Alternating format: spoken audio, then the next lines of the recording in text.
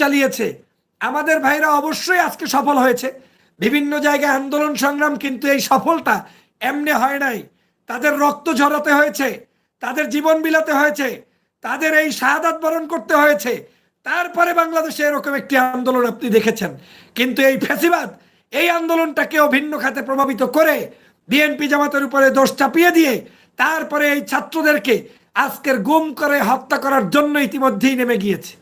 আপনারা জানেন যে এই কোটা আন্দোলনের যে আহ্বায়ক যারা, আজকের এই আন্দোলন সংগ্রামে যারা করেছেন, তারা ইতিমধ্যেই ভিডিও দিয়েছেন। তারা বলেছেন এই ভিডিও হয়তো আমার জীবনের শেষ ভিডিও, হয়তো আমি আর আপনাদের সামনে নাও আসতে পারি। শঙ্কা প্রকাশ করেছেন যে সরকার এই রাত্রে তাদেরকে গুম করতে পারে, নিয়ে যেতে পারে, অ্যারেস্ট করতে পারে, অথবা তাদের কাছে নিয়ে মুসলেকা দেওয়াইয়া তারপরে এই আন্দোলন বন্ধ করাতে পারে। সে কারণে তারা বলে গিয়েছে যে এই আন্দোলন কোনো আপোষ হবে না, আমরা এই আন্দোলন চলমান রাখবো।